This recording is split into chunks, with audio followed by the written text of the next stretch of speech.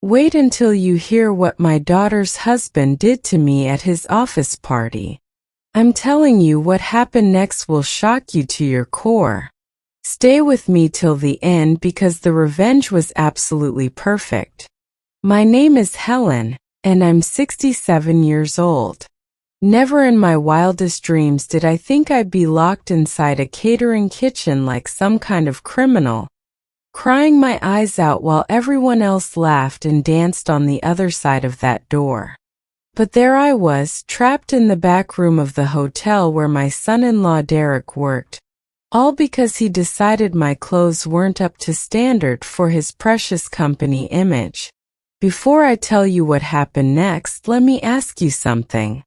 Have you ever been made to feel invisible by your own family? Have you ever dressed in your best outfit, only to be told it wasn't good enough? Drop a comment and let me know, because I want to understand how many of us have been through this kind of humiliation. Let me take you back to where this all started so you can understand the full picture. It began 3 days before the party. My daughter Jennifer called me on a Tuesday afternoon. "Mom," she said, and I could hear the tension in her voice right away. "Derek's company is having their annual celebration this weekend. All the executives are bringing their families. It would really mean a lot if you could come with us." I was so excited I can't even tell you. Jennifer and I hadn't spent quality time together in months, maybe even a year. I thought this might be my chance to reconnect with my only child, to bridge the gap that had been growing wider and wider between us. I spent 2 whole days picking out what to wear. I settled on a dark blue dress from Target that cost me $42. I know that doesn't sound like much to some people, but when you're living on Social Security that pays you $903 a month, $42 is a significant investment. I polished my black shoes until they shined like new. I even got my hair done at the salon, spending another $30 I really couldn't afford. Looking back now, I realize how foolish I was to think my best would ever be good enough for Derek's world. The hotel where the party was held was the fanciest place I'd ever stepped foot in. I'm talking crystal chandeliers hanging from ceilings that seemed 20 feet high, waiters in spotless white jackets carrying trays of champagne and glasses that probably cost more than my dress. The whole place screamed money and status, 2 things I've never had much of. I felt out of place the second we walked through those doors, but I held my head up anyway. After all, I was there as Jennifer's mother. That should have counted for something, right? For the first hour or so, everything seemed okay. Derek introduced me to a few of his coworkers as Jennifer's mom, though I noticed he never once said my actual name. Jennifer stayed close to me at first, pointing out different people and telling me who was who in the company hierarchy. I tried my best to make conversation, but I could see it in their eyes. Those women in their designer dresses that probably cost what I make in 6 months, they were looking at my Target outfit and judging every stitch. Now let me pause here and ask you something. How many of you have felt judged for not having enough money? How many of you have walked into a room and immediately felt like you didn't belong? Because I'm telling you, that feeling never goes away, no matter how old you get. The real trouble started when Derek's boss showed up. His name was Mr. Thompson, and he came with his wife, a woman who looked like she'd stepped out of a magazine. Everything about her screamed expensive, from her black cocktail dress to the jewelry that caught the light every time she moved. Derek practically transformed when he saw them approaching. His whole body language changed, like a dog trying to impress its owner. "Mr. Thompson, what an incredible honor," he said, and I swear he almost bowed. "I'd like you to meet my wife, Jennifer." Derek smiled so wide I thought his face might crack. Jennifer shook hands with both of them, smiling that practiced smile she'd perfected over the years. Then Mr. Thompson's eyes landed on me, and I saw Derek's expression change. It was a look I'd become all too familiar with over the 5 years he'd been married to my daughter, a mixture of embarrassment and barely hidden irritation. "And this is?" Mr. Thompson asked, waiting for Derek to introduce me. Derek actually paused, like he was trying to figure out the best way to explain why I was standing there. This is Helen," he finally said. "Jennifer's mother." I reached out my hand with the warmest smile I could manage. "It's so lovely to meet you both." Mrs. Thompson shook my hand, but it was one of those limp handshakes that tells you everything you need to know.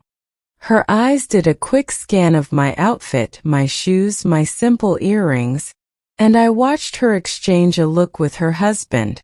It was subtle, but after 67 years of living, you learn to read these silent conversations.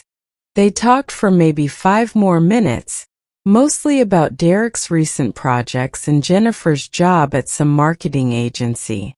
I tried to contribute once, mentioning how proud I was of Jennifer's accomplishments, but Derek quickly steered the conversation away from me, like I was some kind of embarrassment he needed to minimize. When the Thompsons finally excused themselves to go mingle with other guests, I actually felt relieved. I thought the worst part of the evening was over. Boy, was I wrong. The moment they were out of earshot, Derek grabbed my elbow hard.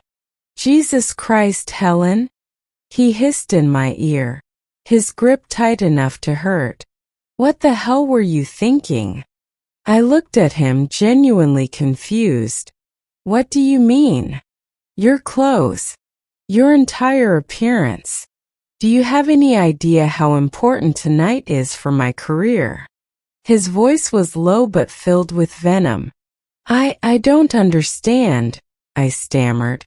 "Mr. Thompson is making decisions about promotions next month, and you're standing here looking like..." He trailed off, searching for the words. "Like what?" I asked, my voice barely above a whisper. "Like the help," he finished coldly. Those 3 words hit me like a punch to the stomach. I actually felt physical pain in my chest. I glanced at Jennifer, desperately hoping she would say something, anything to defend me. But my daughter just stood there, her face flushed, not with anger at Derek's cruelty, but with what I realized was embarrassment. Embarrassment at me. "Derek, please," I started to say. But he cut me off. "I can't have you walking around here talking to my colleagues, representing our family while looking like that. It reflects badly on Jennifer, and that reflects badly on me." He looked around quickly, making sure no one was watching us. "There's a kitchen in the back where they're preparing the food. You're going to go wait there until this whole thing is over." I stared at him in absolute disbelief. "You want me to hide in the kitchen? I want you somewhere where you won't cause us any more embarrassment," he said flatly. "Jennifer and I have worked too hard building our reputation here for you to destroy everything in one night."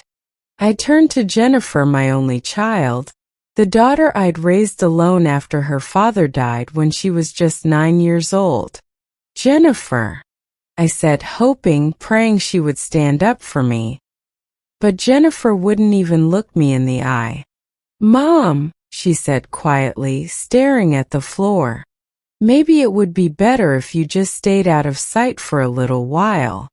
Just until the important part is over." And there it was. The complete and total betrayal. My own daughter, the child I'd sacrificed everything for, was choosing her husband's career over her own mother's dignity. Derek didn't wait for me to respond. He took my arm again, gentler this time but still firm, and guided me through the crowd toward the back of the hotel. A few people glanced our way, but nobody said anything. They probably assumed I was staff being escorted to where I belonged. The kitchen was chaos. Caterers in white uniforms were rushing around, preparing fancy dishes I'd never even heard of. Derek spoke briefly to someone who looked like the head chef, who nodded and pointed toward a small door off to the side of the main kitchen. "You can wait in here," Derek said, opening the door to reveal a cramped storage room filled with folding chairs and cleaning supplies. "Someone will come get you when it's time to leave." And just like that, he was gone. Left me standing there in that tiny room with nothing but my shame and the muffled sounds of laughter and music from the party I was no longer welcome to attend. I sat down on one of those folding chairs, and that's when the tears started. Not the quiet, dignified kind of crying, but the ugly, soul-crushing kind that comes from being rejected by the people who are supposed to love you most. Let me ask you something. Have you ever been in that position? Have you ever been told by your own family that you're not good enough? That you're an embarrassment? Leave a comment below, because I need to know I'm not alone in this experience. As I sat there, surrounded by mops and buckets and stacks of unused chairs, my mind drifted back to a time when someone actually valued me, when someone made me feel like I mattered. His name was Daniel. I started working for the Montgomery family about 20 years ago, when Daniel was just 8 years old. The Montgomerys were rich, really rich. They lived in one of those massive houses in the expensive part of town, the kind with a circular driveway and columns by the front door. Daniel's parents were both corporate lawyers who traveled constantly for work. When I showed up for my first day, I was the 5th housekeeper they'd hired in 3 years. The others had all quit, unable to handle what they called a difficult child. But Daniel wasn't difficult. He was just lonely. I found him that first day hiding under the dining room table, watching me with these big, sad eyes. He was clutching a book about dinosaurs and he looked like he hadn't smiled in months. I bent down to his level and said, "Hi there. I'm Helen. Want to help me make some chocolate chip cookies?" Something changed in his face right then. It was like he'd been waiting his whole life for someone to actually invite him to do something, instead of just telling him to stay out of the way. From that day on, Daniel and I were inseparable. While I cleaned and cooked, he'd sit at the kitchen counter doing his homework or just talking to me about his day.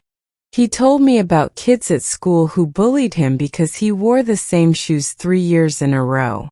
His parents believed in teaching responsibility by giving him a tiny allowance, even though they had more money than they could ever spend. He told me about feeling invisible in his own home, forgotten while his parents chased bigger cases and higher-profile clients. I became more than his housekeeper. I became the mother he desperately needed but didn't have. I went to his school plays when his parents were in other states taking depositions. I cheered for him at soccer games from the stands filled with actual parents, and nobody questioned whether I belonged there. When he had nightmares, he'd sneak downstairs to find me, and I'd hold him until he fell back asleep. The memory of Daniel's love and trust made the betrayal I was feeling now hurt even more. Because here I was, rejected by my biological daughter, while a child I'd simply cared for had given me more genuine love than Jennifer ever had. Sitting in that storage room, I realized something important. Sometimes the family that matters most isn't the one you give birth to. It's the one you build through genuine love and respect. And right now, that family felt very, very far away. I could still hear the party going on beyond those walls. Every burst of laughter felt like another small cut, another reminder that I wasn't wanted, wasn't valued, wasn't worthy of being seen. But then deep down in a place I hadn't accessed in years, something began to stir. A memory. A phone number I hadn't called in way too long. A person who might just remember the woman I used to be, before I let myself be diminished by people who should have cherished me. Sitting there alone, I pulled my phone out of my purse with shaking hands. The screen was cracked because I couldn't afford to replace it, but it still worked. I scrolled through my contacts until I found the name I was looking for. Daniel Montgomery. I'd saved his number when he graduated from college and moved across the country to California. We'd kept in touch for a while, exchanging Christmas cards and birthday messages. But life got busy and the communication had slowly faded. I hadn't actually spoken to him in almost 8 years. My finger hovered over the call button. What would I even say? How do you explain 8 years of silence? How do you reach out to someone you helped raise when your own daughter has just rejected you? But sitting there in that storage room, I realized I was tired. Tired of accepting other people's judgments about my worth. Tired of being invisible. Tired of pretending my feelings didn't matter. Daniel had always seen me. Even as an 8-year-old boy, he'd looked at me and seen someone worthy of love and respect. Maybe, just maybe, that hadn't changed. I pressed the call button before I could talk myself out of it. The phone rang once. Twice. 3 times. I was already preparing myself for voicemail when a voice answered. Deeper now, the voice of a man instead of a boy, but unmistakably him. Hello. For a second I couldn't speak. It was really him. Daniel. All grown up. Daniel. I whispered, my voice cracking. It's Helen. Helen Parker.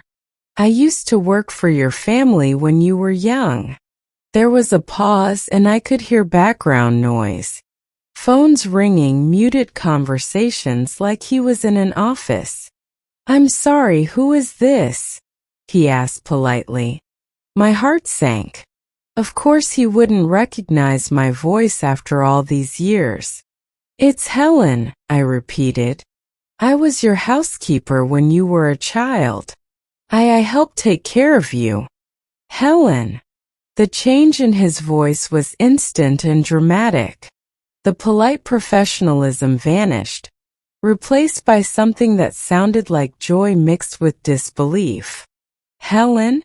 Oh my God, is it really you? Tears sprang to my eyes at the warmth in his tone. Hello, sweetheart. I hope I'm not bothering you. I know it's been such a long time. Bothering me?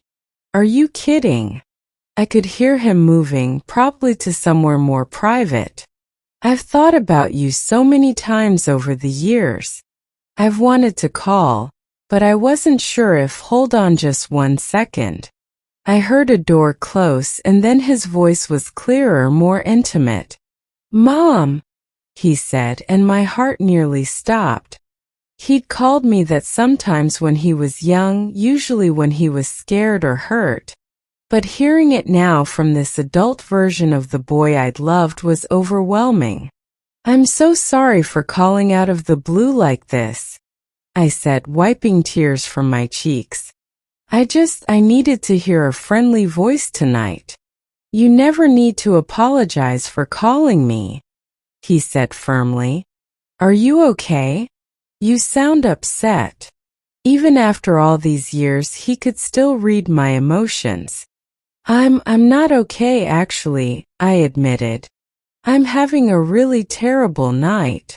What's wrong? Where are you? I'm at a party. Well, technically I'm locked in a storage room at a party. I let out a bitter laugh. That sounds absolutely insane, doesn't it? Locked in a storage room? His voice sharpened with concern. Helen, what's going on? Are you safe? I'm safe, I said. Just humiliated. And then the whole story came pouring out. Jennifer's invitation to Derek's company party. My excitement about spending time with my daughter. The careful selection of my outfit. Derek's cruel assessment of my appearance. And finally, the devastating moment when my own daughter chose her husband's ambition over her mother's dignity. Daniel listened without interrupting, but I could hear his breathing getting heavier as I described each humiliation. What's the name of the company? He asked when I finished, his voice carefully controlled. Thompson and Associates, I said. Derek works in their sales department. Why? There was a long silence on the other end. A silence that felt heavy with meaning. Helen, Daniel said slowly, I need to ask you something, and I want you to be completely honest with me. Has this man, your son-in-law, has he treated you this badly before tonight? The question caught me off guard. Well, yes, but why are you asking? How often? He pressed. Daniel, I don't understand what this has to do with anything. Please, he said, and I could hear that same determined tone he'd had as a kid when he insisted on helping me with chores even when I told him it wasn't necessary. Tell me about how he's treated you. So I did. I told him about 5 years of small cruelties, about being excluded from family dinners and holiday celebrations, about watching Derek gradually turn Jennifer against me, about the constant message that I wasn't good enough, wasn't educated enough, wasn't sophisticated enough for their social circle. And Jennifer just allows this to happen? Daniel asked, his voice tight with what sounded like anger. She loves him, I said, though even as I said it, I wondered if love was really enough to excuse what she'd done. That's not love, Helen. That's cowardice, Daniel said flatly. But that's not what I want to talk about right now. I need to tell you something, and it's going to sound strange, but I need you to listen carefully. Okay, I said, suddenly nervous. Do you remember what I told you earlier about my job? About what I do? You said you work in consulting, I think? That's right. I run a company called Montgomery Strategic Consulting. We specialize in corporate evaluation, helping businesses identify problems with their management, their workplace culture, their treatment of employees. That sounds very impressive, I said, proud of what he'd accomplished. Helen, he said, and something in his tone made my stomach flutter. Thompson and Associates hired my company 6 months ago. The words hit me like a physical blow. They what? They've been having problems. Employee complaints, high turnover, reports of toxic management. They hired us to conduct a comprehensive review of their entire operation and make recommendations for change. My mind was reeling. You mean you've been working with Derek's company? I've been investigating Derek's company, Daniel corrected. And tonight, I'm there in my professional capacity, observing how their leadership behaves in a social setting. It's a standard part of our evaluation process, seeing how people act when they think nobody important is watching. I stared at the cleaning supplies around me, trying to process what he was telling me. You've been at the party all evening? I got there about an hour ago. I've been walking around talking to people, watching interactions, taking notes. His voice hardened, including watching your son-in-law's behavior toward various employees and family members. Oh no, I whispered, mortification washing over me. You saw what happened to me? I saw enough, he said grimly. I saw a man who thinks his position gives him the right to humiliate anyone he perceives as beneath him. I saw someone who lacks basic human decency, let alone the character any company should expect from their management team. I buried my face in my free hand. Daniel, I'm so sorry you had to witness that. I'm so embarrassed. Helen, look at me. His voice was gentle but firm. Well, listen to me. You have absolutely nothing to be sorry for. Nothing. Do you understand me? But the way he treated me, the way I just let him. The way you let him what? Daniel interrupted. Exist in your family? Love your daughter? Try to be part of their lives despite being shown over and over that you're not welcome? You've done nothing wrong. He's the one who should be ashamed. We were both quiet for a moment, and I could feel tears streaming down my face again. But this time they weren't just tears of humiliation. They were tears of relief at finally having someone see my side of things. Where are you now? I asked. Are you happy?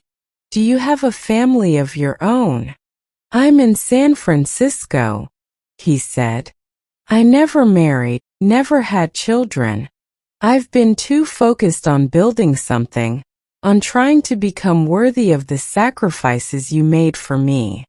What do you mean worthy? You were always worthy, Daniel. Do you remember when I was 14? He asked quietly. When my parents were going through their divorce? I did remember. It had been awful.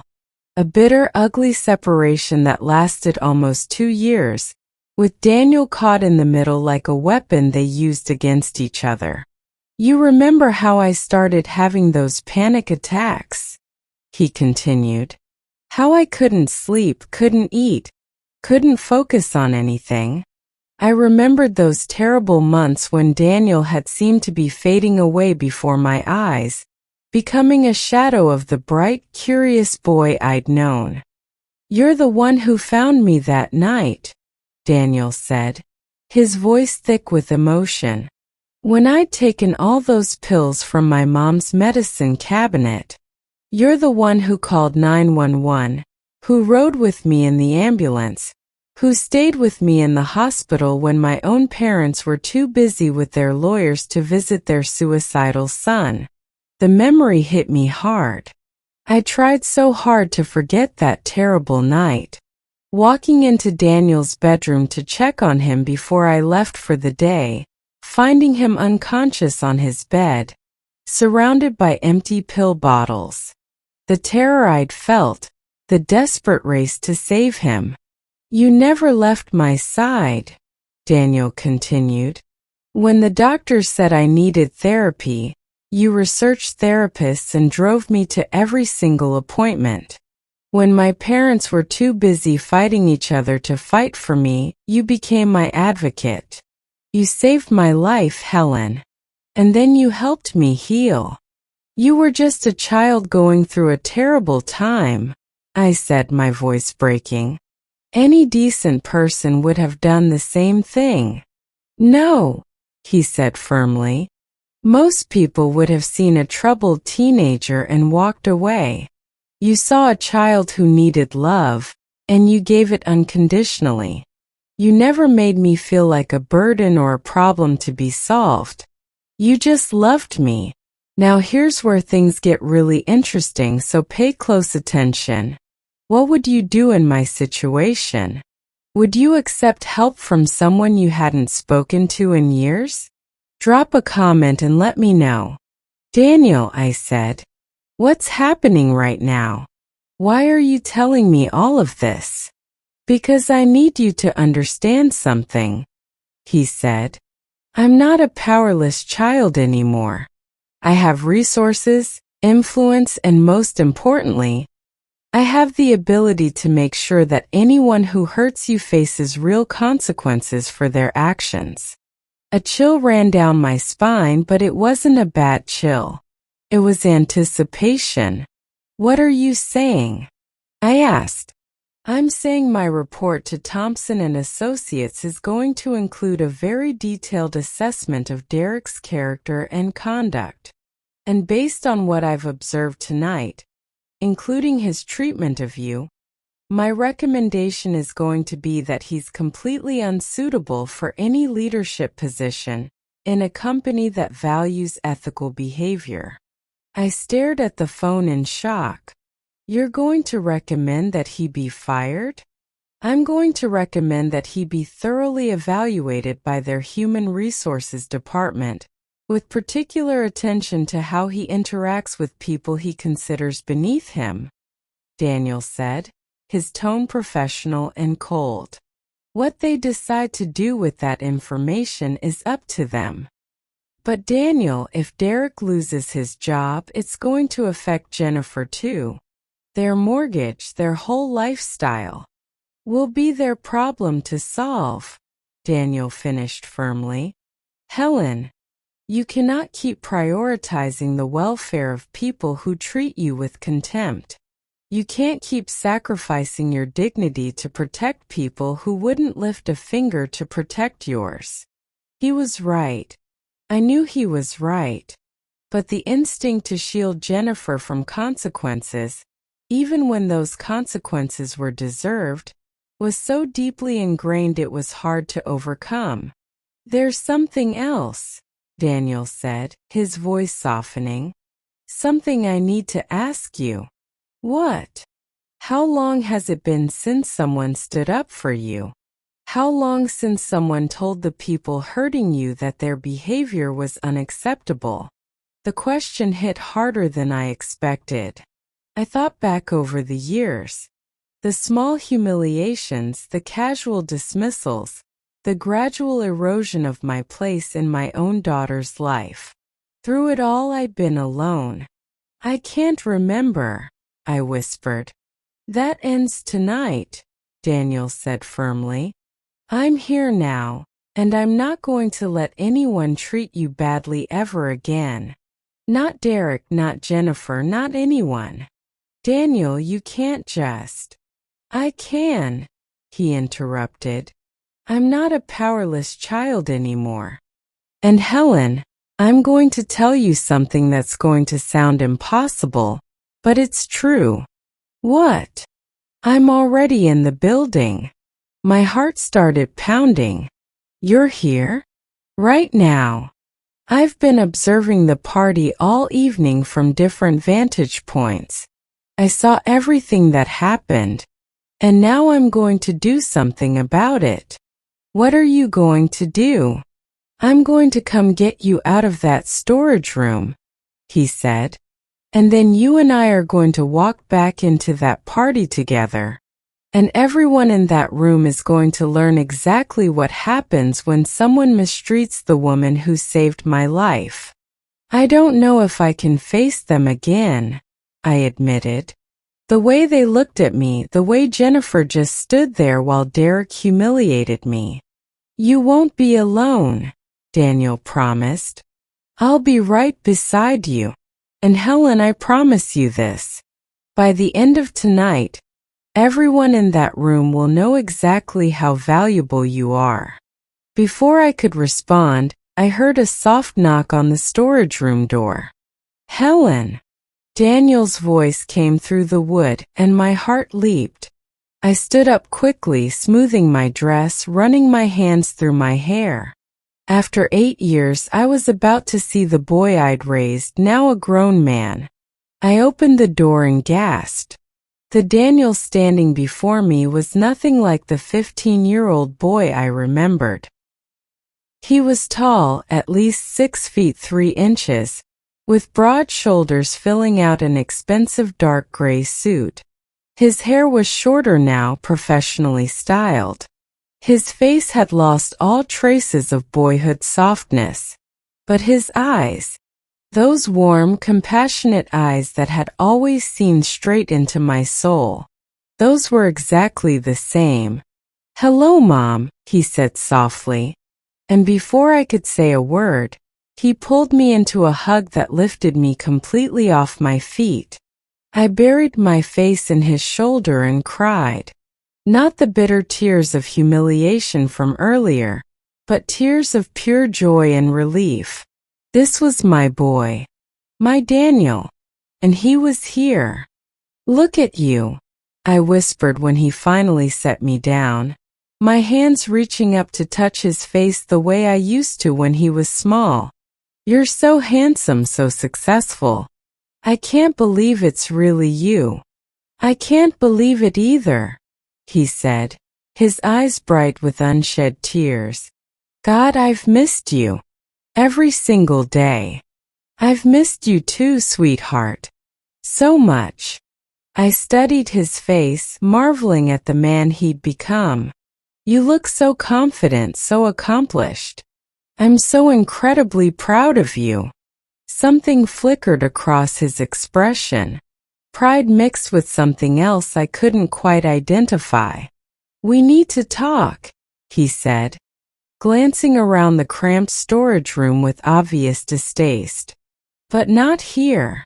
No one should ever have to have a conversation in a place like this. Daniel, I'm not supposed to leave this room, Derek said. Derek, Daniel repeated, and his voice carried a hardness that surprised me. Yes, we definitely need to talk about Derek. He offered me his arm with old-fashioned courtesy. Will you trust me? I looked into his eyes, the same eyes that had looked up at me so trustingly all those years ago. Of course I trust you. We walked out of that storage room together, through the busy kitchen where staff members glanced at us with curiosity. Daniel moved with a confidence that commanded attention. I noticed people naturally stepped aside to let us pass. Where are we going? I asked. Somewhere private where we can talk properly, he said. There's a small conference room on this floor that should be empty. How do you know about conference rooms in this hotel? He glanced at me with a small smile. I know a lot of things, Helen. More than you might expect. The conference room was elegant but intimate. A polished wood table surrounded by leather chairs, with floor-to-ceiling windows overlooking the city lights. Daniel closed the door behind us and gestured for me to sit. Can I get you something? Water? Coffee? I'm fine, sweetheart. I just want to look at you. I shook my head in amazement. I still can't believe you're here. When you said you were in the building, I thought maybe you were attending the party as someone's guest or something. I'm not a guest, Daniel said quietly, taking the seat across from me. Helen, there's something I need to tell you, and I want you to hear it from me before anyone else has a chance to twist it. Something in his tone made me nervous. What is it? He leaned forward, hands clasped on the table between us. Remember what I told you on the phone about my company? Yes. You said you do corporate consulting, evaluating management and workplace culture. That's true, but it's not the complete picture. He took a deep breath. My company, Montgomery Strategic Consulting, is one of the largest management consulting firms on the West Coast. We specialize in identifying problems in corporate culture, particularly issues related to employee treatment, workplace harassment, and management accountability. I nodded, still not understanding why he seemed so nervous. Helen Thompson and Associates hired my company 6 months ago. He watched my face carefully as he continued. They've been having serious problems. Multiple complaints to HR about hostile work environment, high employee turnover, reports of discriminatory practices. They hired us to conduct a thorough evaluation and make recommendations. The pieces were starting to come together. So you've been working with Derek's company for months? I've been investigating Derek's company, Daniel corrected. And tonight I'm here in my professional capacity to observe their leadership team in an informal setting. It's standard procedure. We want to see how executives behave when they think nobody important is watching. My mind was spinning. You've been here all evening. You saw everything. I arrived about an hour before you called me. I've been mingling, observing, taking detailed notes. His jaw tightened. Including watching your son-in-law's behavior toward various employees and family members. Oh God, I whispered, embarrassment flooding through me. You witnessed all of it. I saw enough, he said, his voice hard. I saw a man who thinks his position gives him the right to humiliate and isolate anyone he perceives as lower status. I saw someone who lacks the basic decency any company should expect from its employees, let alone its management. I put my face in my hands. Daniel, I'm so sorry. I had no idea you would be here. No idea you would have to see me treated that way. Helen, look at me. His voice was gentle but commanding. When I raised my head, his eyes were blazing with intensity. You have nothing to be sorry for. Nothing. Do you understand me? But the way he treated me, the way I just let him. The way you let him what? Daniel interrupted. Exist in your family? Love your daughter? Try to maintain a relationship despite being shown repeatedly that you're not welcome? You've done nothing wrong. He's the one who should be ashamed, not you. I felt fresh tears threatening. I just wanted to be a good mother-in-law. I wanted Jennifer to be happy. And what about your happiness? Daniel asked. When was the last time anyone in your family cared about that? The question hung in the air between us unanswered because we both knew the truth. I need to tell you something else, Daniel continued. Something I observed tonight that goes beyond just his poor treatment of you. What do you mean? I've been watching Derek interact with his colleagues all evening. I saw him verbally abuse a young intern for accidentally spilling wine on his shoe. I watched him make inappropriate comments to several female employees. I observed him taking credit for work that was clearly done by his subordinates. Daniel's voice took on a professional edge. This man isn't just a bad son-in-law, Helen. He's a liability to any company that employs him. My heart started beating faster. What are you saying?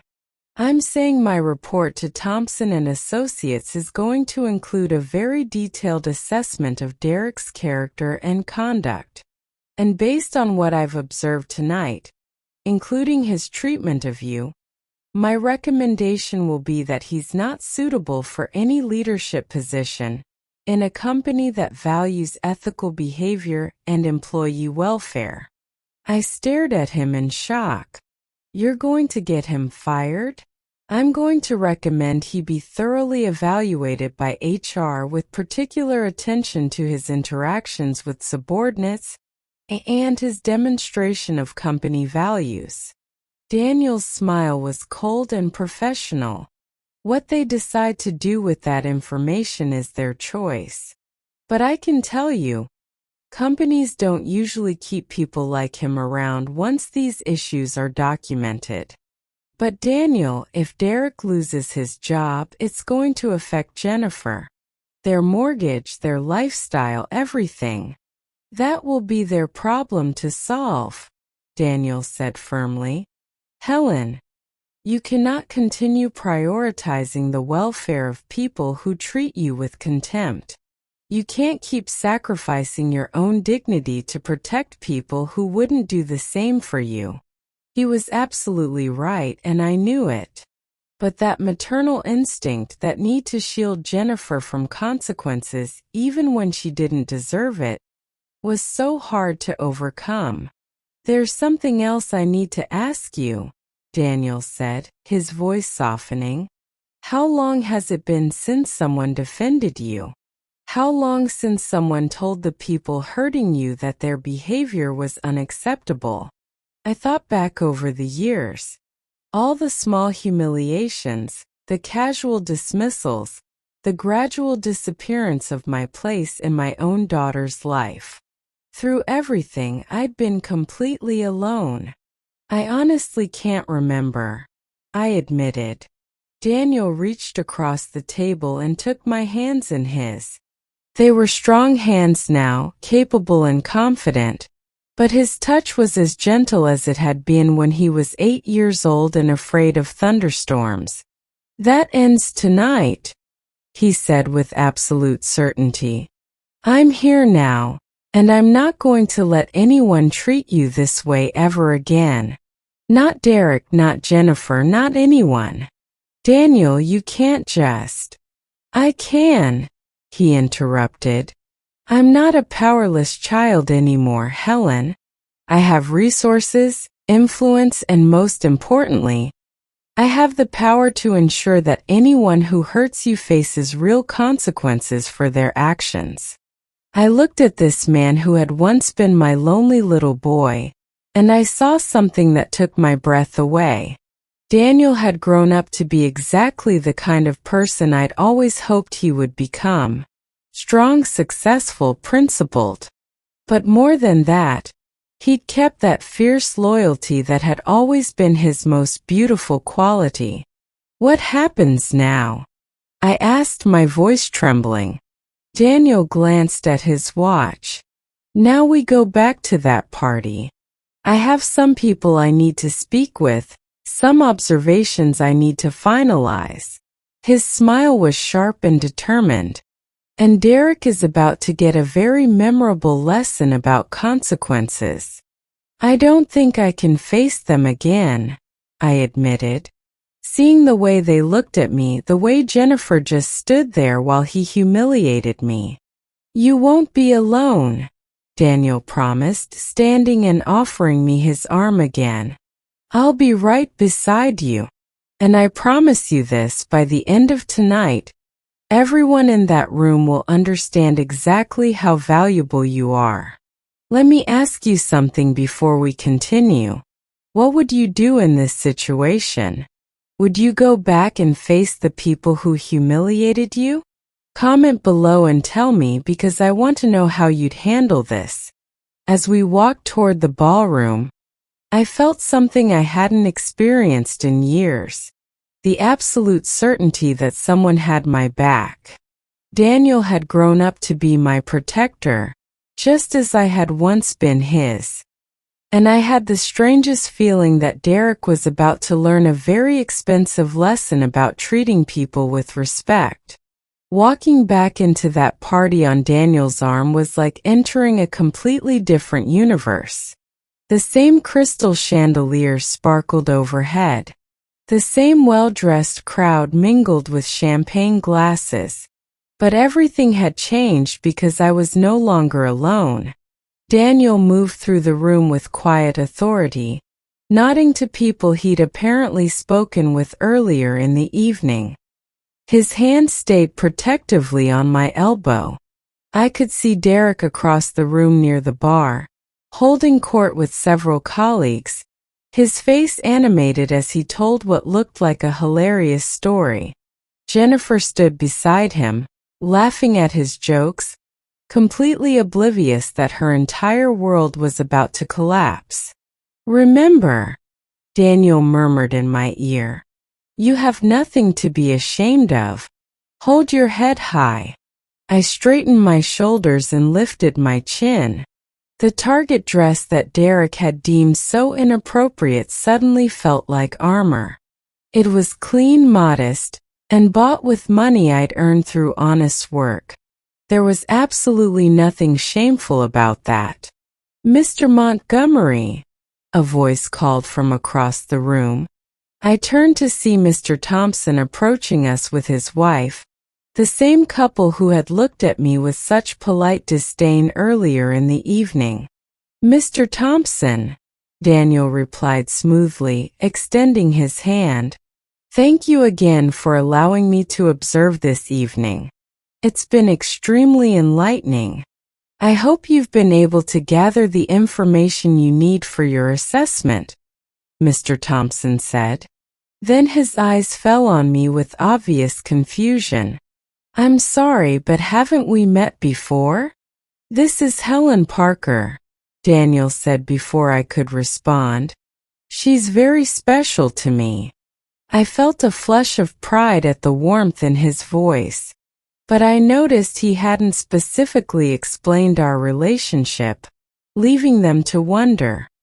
Mrs. Thompson was studying me with renewed interest, clearly trying to reconcile the woman she dismissed earlier with someone important enough to warrant Daniel's personal attention. "Mrs. Parker," she said carefully, extending her hand again with much more respect this time. "How lovely to see you again." "The pleasure is mine," I replied, accepting her handshake with newfound confidence. "Helen raised me," Daniel said simply, and I watched both Thompson's eyebrows rise in surprise. When my biological parents were too self-absorbed to notice their son was drowning, she stepped in and saved me. She taught me everything I know about loyalty, integrity, and what it means to truly care for another person. The weight of his words settled over the conversation. Mrs. Thompson's expression shifted completely, her polite social mask replaced by genuine respect. "How wonderful," she said, and this time her smile was absolutely real. "You must be so incredibly proud of what Daniel has accomplished." "I am," I said, looking at the man who had once been my scared little boy. "But I'm not surprised. He was always exceptional." "Mr. Thompson," Daniel said, "I was hoping to speak with you privately before I leave this evening.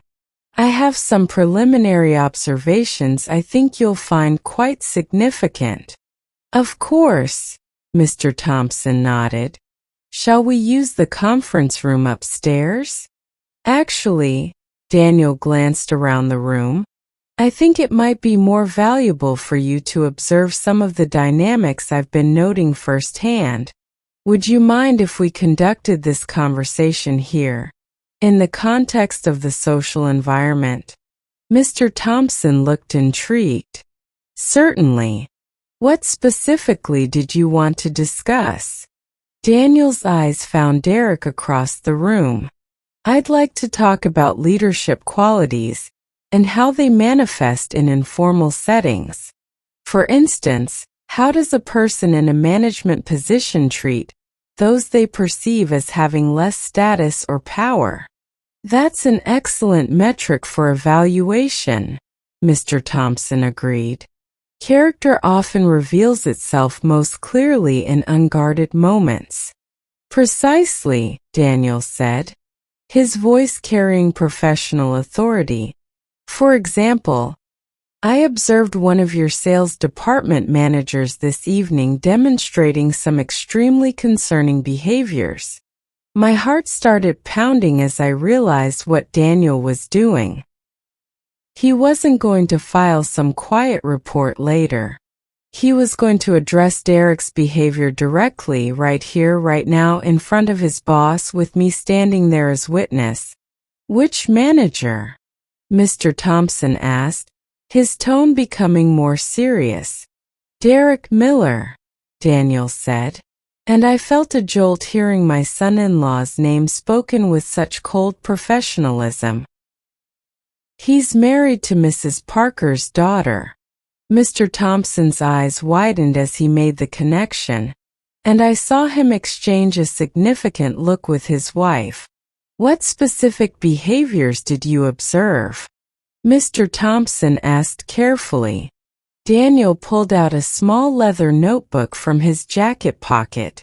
He'd actually been taking notes throughout the evening. At approximately 8:45, I witnessed Mr. Miller verbally berating a young woman who appeared to be an intern for accidentally bumping into him and spilling a small amount of wine on his shoe. His language was completely inappropriate for any workplace interaction, and his tone suggested a clear pattern of bullying behavior toward subordinates. Mr. Thompson's expression darkened. I see. What else? At 9:15, I observed him taking credit for what was clearly another employee's work while speaking to a potential client. When the actual project manager attempted to clarify their role in the presentation, Mr. Miller cut them off and redirected the conversation. Daniel flipped a page in his notebook, his voice remaining professionally neutral while delivering what amounted to a devastating character assassination. But perhaps most concerning, Daniel continued, was his treatment of a family member. At approximately 9:30, I personally witnessed Mr. Miller physically escort an elderly woman to a storage room in the kitchen area and lock her inside because he was, quote, embarrassed by her appearance. The silence that followed was absolutely deafening. Mr. Thompson stared at Daniel, then at me, his face cycling through shock, confusion, and rapidly building outrage. He locked a family member in a storage room? Mrs. Thompson whispered, her hand flying to her chest in horror. The elderly woman was his mother-in-law, Daniel said, his eyes meeting mine with fierce protectiveness. This woman who raised his wife as a single mother, who worked multiple jobs to ensure her daughter could attend college, who has never asked for anything except basic respect and inclusion in family events. I felt tears pricking my eyes, but they weren't tears of shame anymore. They were tears of gratitude for having someone who saw my worth and wasn't afraid to defend it publicly. Where is Mr. Miller now? Mr. Thompson asked, his voice tight with barely controlled anger. Daniel nodded toward the bar area where Derek was still entertaining his colleagues, completely oblivious to the conversation taking place 20 feet away. Would you like to observe his behavior when confronted with accountability? Daniel asked.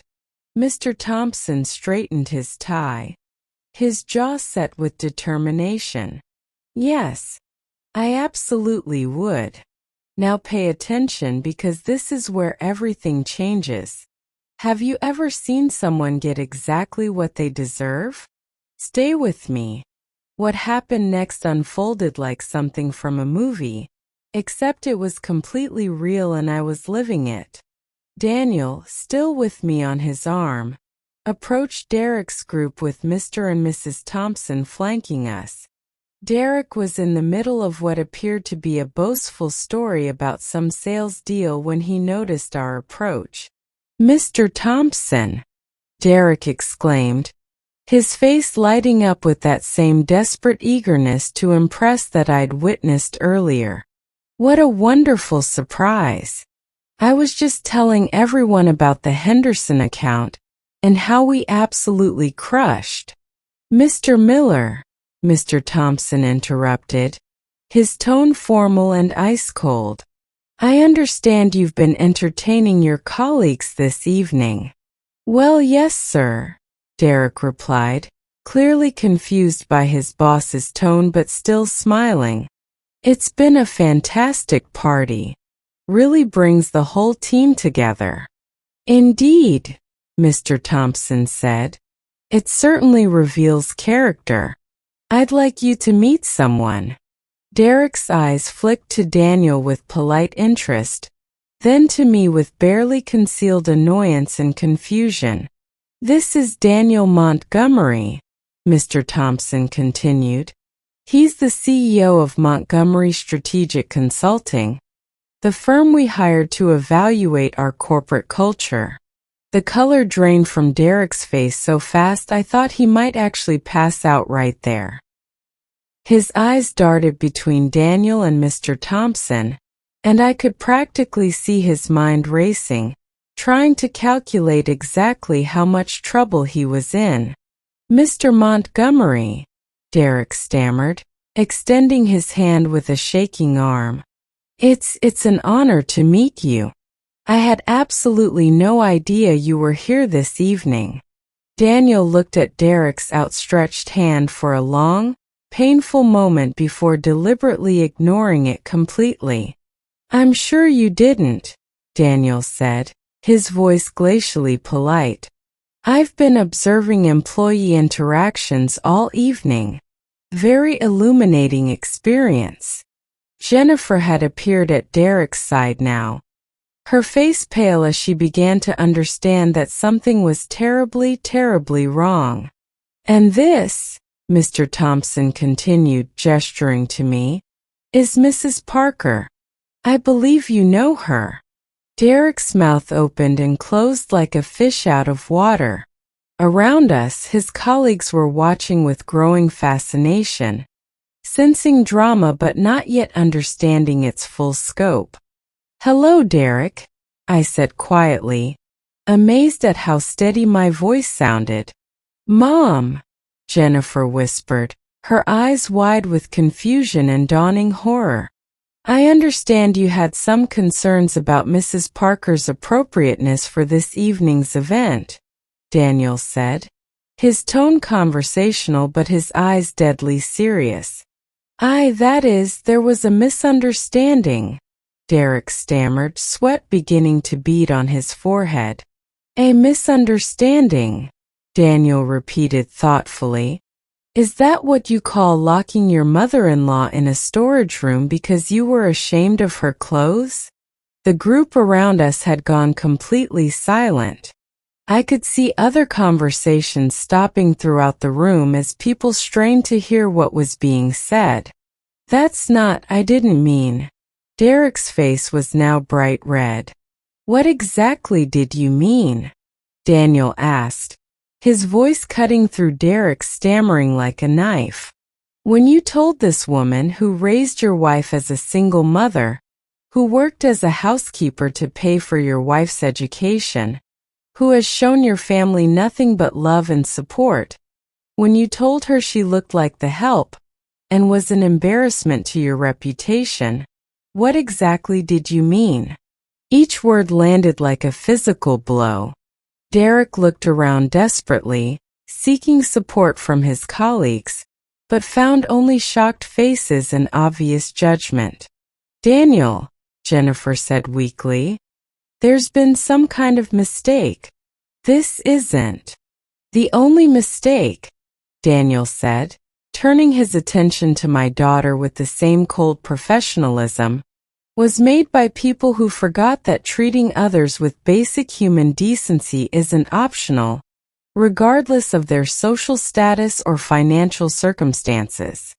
Mr. Thompson stepped forward, his voice carrying the unmistakable authority of someone about to make a career-ending decision.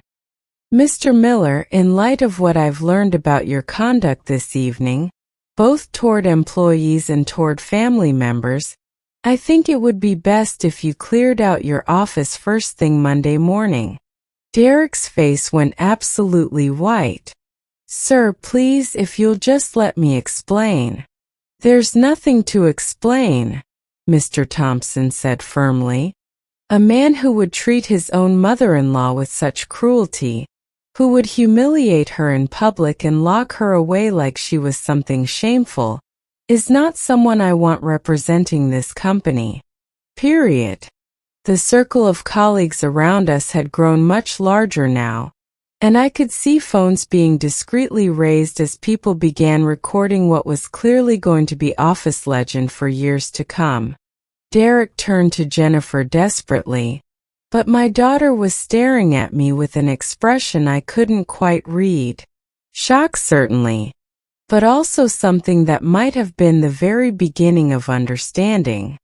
Mrs. Parker, Mr. Thompson said, turning to me with obvious respect.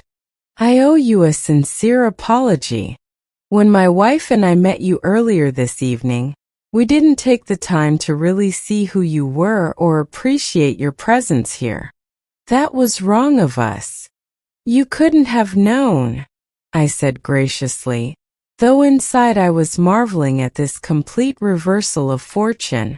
Actually, we could have, Mrs. Thompson interjected, her voice filled with genuine regret. We could have taken the time to actually speak with you properly, to show basic courtesy to another human being regardless of their perceived social status.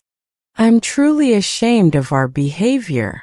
Daniel put his arm around my shoulders, pulling me close in a gesture that was both protective and proud. Mrs. Parker raised me when my own parents were too self-absorbed to notice their son was falling apart, he said, addressing the crowd that had gathered around us. She taught me that character isn't measured by wealth or status, but by how you treat people who can't necessarily help you in return. She saved my life, literally saved it, and she shaped the man I became. He looked directly at Derek, his voice carrying a finality that made everyone in earshot pay absolute attention. Anyone who would treat such a woman with disrespect has revealed everything I need to know about their character. And it's not character that belongs in any workplace I'm consulting for. Derek opened his mouth one more time, but no sound came out.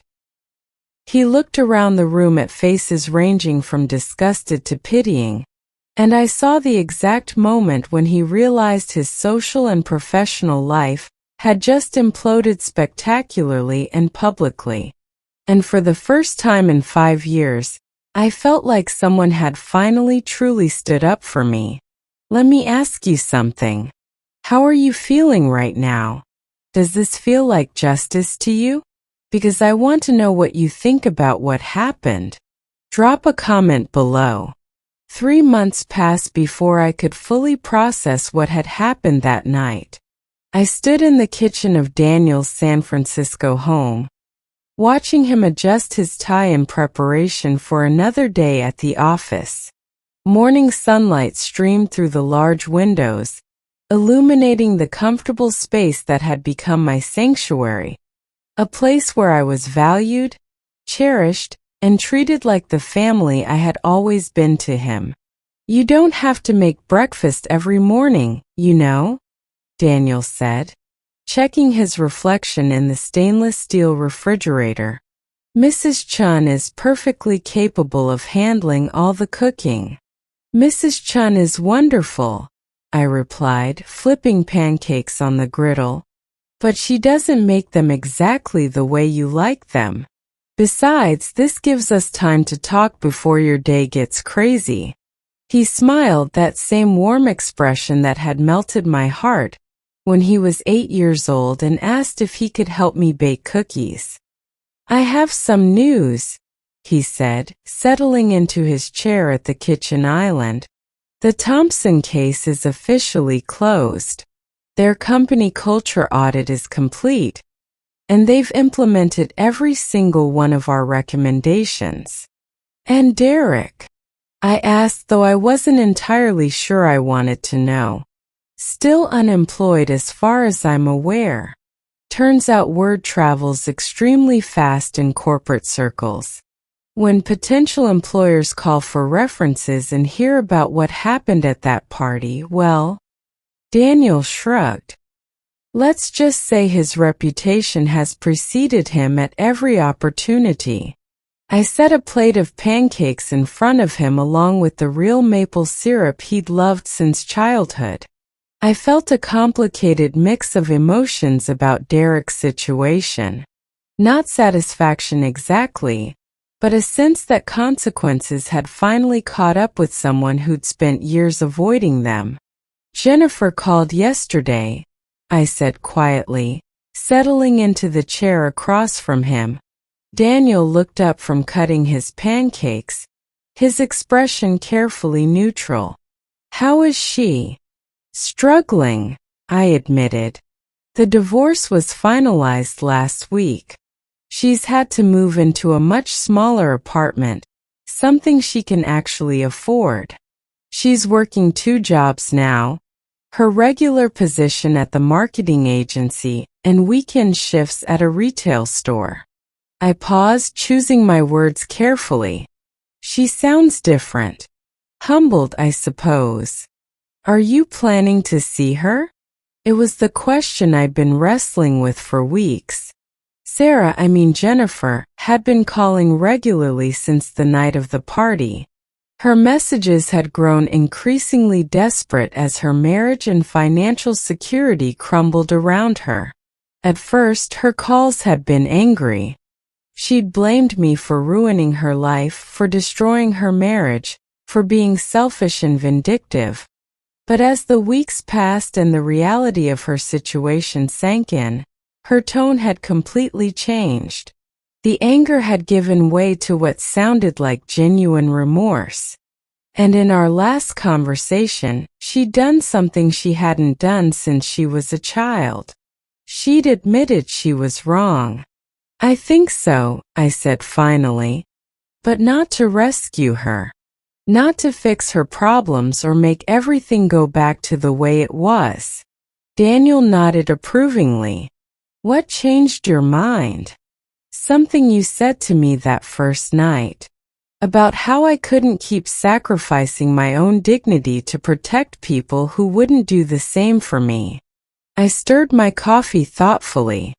But I also realized that doesn't mean I have to harden my heart completely. Jennifer is my daughter. She made terrible choices and she hurt me deeply.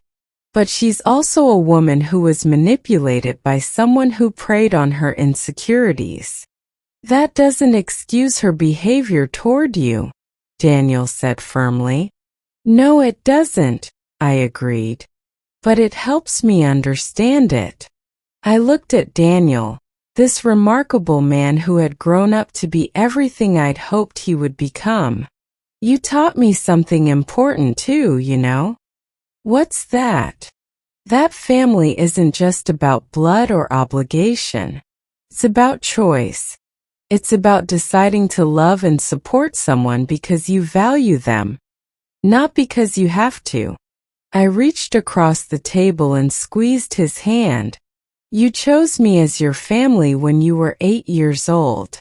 And you chose me again when you were 32. That means more to me than anything else ever could. His eyes grew bright with emotion. You saved me first. We saved each other, I said softly. The doorbell rang, interrupting our conversation. Daniel glanced at his watch with a frown. I'm not expecting anyone, he said, standing to answer the door. I followed him, curiosity getting the better of me. When he opened the front door, Jennifer stood on the step, looking smaller and more uncertain than I'd ever seen her. Her hair was pulled back in a simple ponytail. She wore jeans and a plain blouse, and she was clutching a small bouquet of daisies, my favorite flowers, though I was surprised she remembered. Mom, she said, her voice barely above a whisper.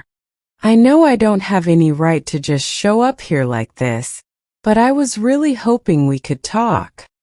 Daniel stepped aside without a word, his expression carefully neutral but not unwelcoming. Jennifer's eyes went to him, and I saw her swallow hard before speaking. Daniel, I owe you an apology too. What I allowed Derek to do to my mother was completely inexcusable.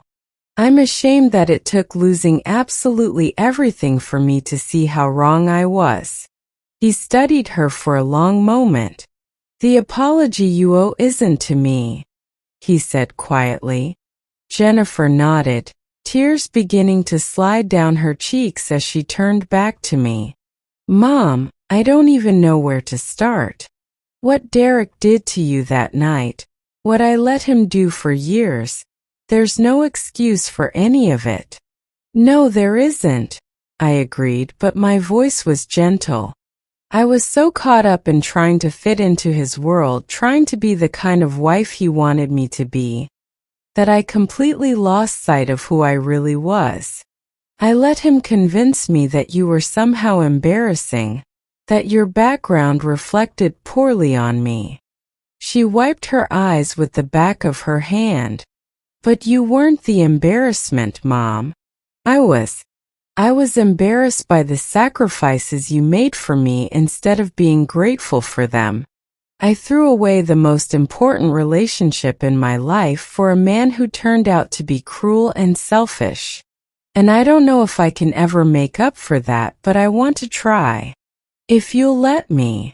I looked at my daughter, really looked at her, and saw not the polished, status-conscious woman she'd become, but the little girl who used to crawl into my bed during thunderstorms and tell me about her dreams and fears. That little girl was still in there somewhere, buried under years of poor choices and misplaced priorities. It's going to take time, I said finally. I can't just pretend the last 5 years didn't happen, that the way you treated me didn't hurt. I know, Jennifer said quickly. I'm not asking you to pretend anything. I'm just asking for a chance to prove that I can be better, that I can be the daughter you deserved all along. Daniel cleared his throat softly. I should let you two talk privately. I'll be in my office if you need anything. As he walked away, I felt a surge of gratitude for his understanding of what this moment required. Come in, I said to Jennifer, stepping aside. We sat in Daniel's comfortable living room, the bouquet of daisies on the coffee table between us like a peace offering. For a few minutes, neither of us spoke, both struggling to bridge a gap that had seemed impossible just months before. The house is beautiful, Jennifer said finally, looking around at the tasteful furnishings and family photos Daniel had insisted on displaying. Pictures of us from when he was young, images of the family we'd created through choice rather than biology. Daniel has been very generous, I said. He invited me to live here after that night.